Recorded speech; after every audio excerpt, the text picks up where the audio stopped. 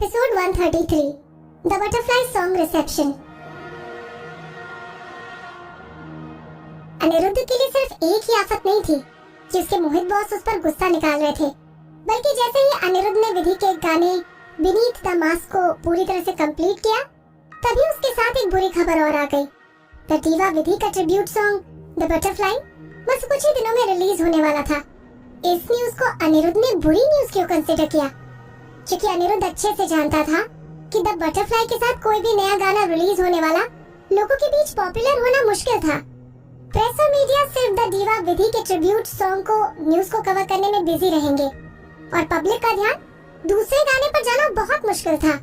कोई भी the diva विधि के ट्रिब्यूट सॉन्ग के आगे दूसरे सॉन्ग में दिलचस्पी नहीं दिखाएगा। अनिरुद्ध चिड़चिड़ा हो गया। उसके पास सिर्फ यही एक टाइम था विधि के गाने को रिलीज करके बेस्ट न्यू आर्टिस्ट अवार्ड के लिए पब्लिसिटी जमा करने का। अनिरुद्ध अपने रिकॉर्डिंग स्टूडियो में खड़े होकर उत्कर्ष सिंह को चिल्ला कर गालियां देने लगा। ये साला काम में डूबे रहने वाला उत्कर्ष जानबूझकर मेरे रास्ते के बीच में आ रहा है। साला वैसे तो इतने दिनों से बाहर फॉरेन में छुट्टियां मना रहा था और अब साले को मेरे ही गाने के बीच यहाँ आना था। क्या उसे टाइम म्यूजिक एंटरटेनमेंट वालों से अपने पैसे लेने थे? अनिरुद्ध की बातें सुनकर विधि के कान पक गए। वो अपने मन में बोली, अनिरुद्ध, इसका मतलब 24 घंटे काम में डूबे रहने का तुम्हारा कोई फायदा नहीं हुआ। विधि ने पास ही में रखी टेबल पर काले कलर के कार्ड पर नजर डाली। आज से 3 दिन बाद टाइम म्यूजिक एंटरटेनमेंट की बिल्डिंग में। अनिरुद्ध, अगर तुम वहाँ जाने का प्लान नहीं कर रहे हो तो मैं इस इनविटेशन कार्ड को फेंक देती हूँ।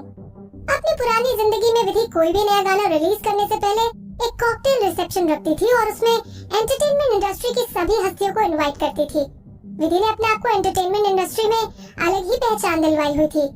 किसी नए गाने के रिलीज होने से पहले कॉकटेल पार्टी रखना एंटरटेनमेंट इंडस्ट्री में काफी यूनिक था। अगर उस पार्टी के पीछे विधि नहीं होती तो एंटरटेनमेंट इंडस्ट्री में ऐसा कोई भी आर्टिस्ट नहीं था जिसका स्टेटस आरएफ कपूर के स्टेटस को मैच कर सके। इसीलिए एंटरटेनमेंट सर्कल में विधि के स्टेटस की बराबरी करना लगभग हर आर्टिस्ट के लिए इम्पॉसिबल था। लेकिन विधि को याद था कि अनिरुद्ध ने कभी उसकी कॉकटेल पार्टी को अटेंड नहीं किया। विधि उस इनविटेशन कार्ड को डस्टबिन में फेंकने ही वाली थी कि तभी अनिरुद्ध ने उसे रोक लिया। रुको, इसको फेंकना मत। तुम्हें किसने कहा कि मैं वहाँ नहीं जाने वाला? क्या मतलब? तुम वहाँ जाना चाहते हो? विधि ने पूछा।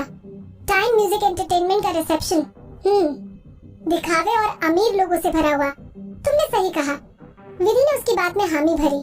शायद इसीलिए अनिरुद्ध ने कभी कॉकटेल रिसेप्शन को अटेंड नहीं किया, लेकिन वो इस बार ऐसा क्यों करना चाहता है? विधि ने अपने आप से पूछा। अनिरुद्ध ने अपने दांत चबाए और विधि के मन की बात का जवाब देते हुए बोला, मैं वहाँ जाना चाहता हूँ। मैं भी तो देखूं कि उत्कर्ष के द बटरफ्लाई सॉन्ग में ऐसा क्या है। अगर उसका काम मुझे बेकार लगा तो मैं बीनीथ द मास्क सॉन्ग से तुम्हारी पॉपुलैरिटी बढ़ा दूंगा। विधि उसकी बात चुपचाप सुनती रही। अच्छा, इसका मतलब ये है कि वहाँ पर अपने दुश्मनों पर नजर रखने जा रहा है। विधि ने अपने मन में सोचा। उत्कर्ष का स्टैंडर्ड हमेशा से हाई था। वो अपने किसी भी प्रोजेक्ट की छोटी से छोटी डिटेलिंग का ध्यान रखता था। द बटरफ्लाई जैसे इम्पोर्टेंट सॉन्ग में गलती करने की कोई गुंजाइश नहीं थी।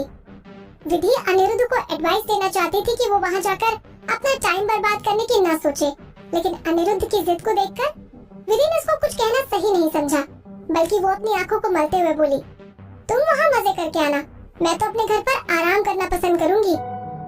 अनिरुद्ध पिछले कुछ दिनों से विधि से दिन रात काम करवा रहा था। बेशक उन दिनों काफी बार मोहित खुद वहाँ आकर विधि को निकाल कर ले गया, लेकिन विधि पूरी तरह से थक चुकी थी। विधि ने सोचा कि वो कुछ दिनों तक ब्यूटी पार्लर जाएगी और मसाज के साथ एक अच्छा सा स्पा करवाएगी, लेकिन उसके देखे हुए सपने को अनिरुद्ध ने कुछ ही पलों में तोड़ दिया।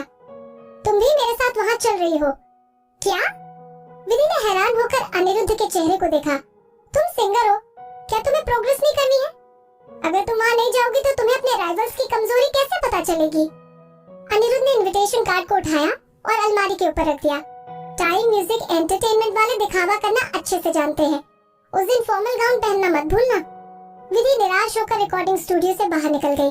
टाइम म्यूजिक एंटरटेनमेंट के इवेंट में जाने में विधि को जरा भी दिलचस्पी नहीं थी, बल्कि वो जितना हो सके आरएफ कपूर से दूर रहना चाहती थी। वो अनिरुद्ध के साथ वहाँ ना जाने के लिए क्या बहाना मार सकती थी? बुखार, पेट में दर्द या सर में दर्द? इससे पहले कि विधि कुछ डिसाइड कर पाती, मोहित उसको रिकॉर्डिंग स्टूडियो के बाहर लेने आ गया। विदुषी, डिनर करते हैं।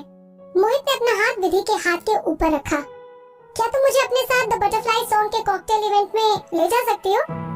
विधि की परेशानियां और बढ़ गईं। विधि ने मोहित के हाथ के नीचे से अपना हाथ बाहर निकाला और गहरी सांस लेते हुए बोली, क्यों? तुम्हारा वहाँ क्या काम है?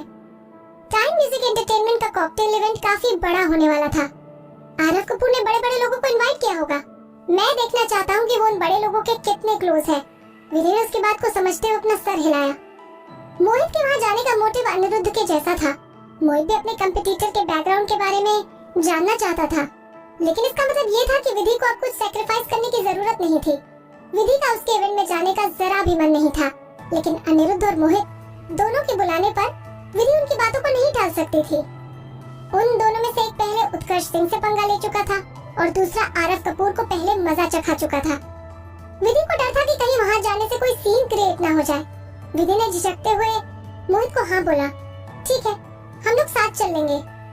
मोहित खुश हुआ और विधि को कोने मारते हुए बोला, मैं तो पहले से जानता था, मेरी विदुषी मुझे कभी मना नहीं कर सकती।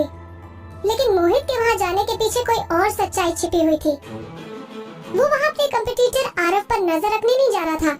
वो वहाँ सिर्फ इसीलिए जाना चाहता था क्योंकि उसे पहले से पता चल गया था कि विधि वहाँ जा रही है और मोहित उसको आरव की जगह पर अकेले नहीं जाने देना चाहता था। आरव और विधि के रिलेशनशिप के बारे में मोहित को अभी तक कोई खबर नहीं थी।